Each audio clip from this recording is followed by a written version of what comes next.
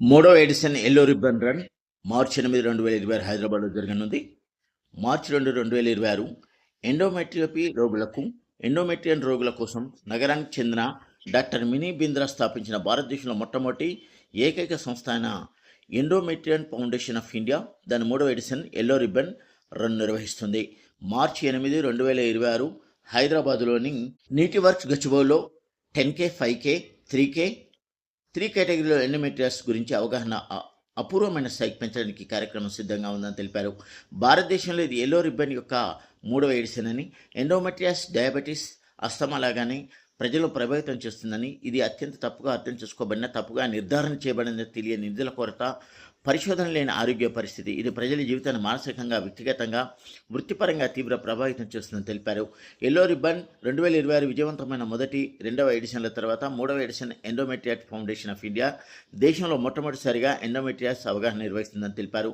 అన్ని రంగాల నుంచి 1 నుంచి 500 మంది పైగా ప్రజలు పాల్గొంటారని ఈ కార్యక్రమంలో ఆయన మాట్లాడారు. పురుషులు కూడా మార్చి వచ్చిందంటే చలో ఇది మహిళలకు సంబంధించిన నెల అనేటువంటి ఆలోచనతో మీరు కూడా ఉంటారు.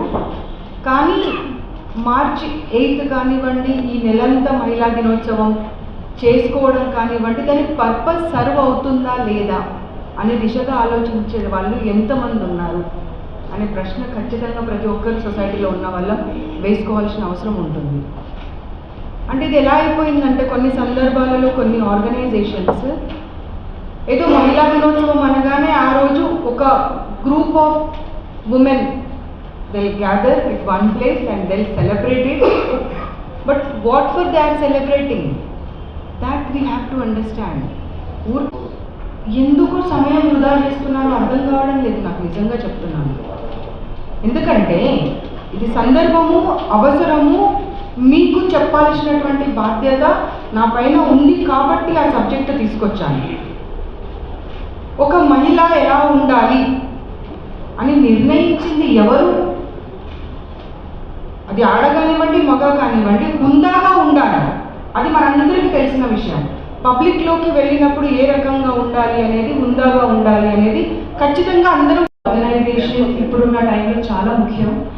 ఎండోమెట్రియోసిస్ అనేది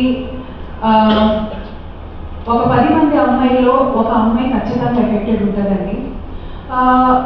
సో 8 మార్చ్ ఉమెన్స్ డే రోజు టీ వర్క్స్లో జరుగుతున్న ఈ run is not only about celebrating womanhood but also raising awareness about the pain that women have to go through silently. ఇలాంటి ఒక పరిస్థితిలో ఆడవాళ్ళకి జనరల్గా చెప్పే విషయం ఏంటంటే పెళ్ళైపోయిన తర్వాత పిల్లలు పుట్టాక అంతా సెట్ అయిపోతారండి.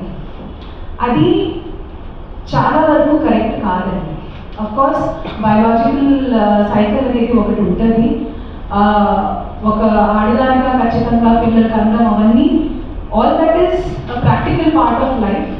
కానీ ఆ ప్రాసెస్ వరకు వెళ్ళినంత వరకు మనం పెయిన్లో గోత్రూ అవ్వాలనేది అది కరెక్ట్ కాదు. And there are underlying issues.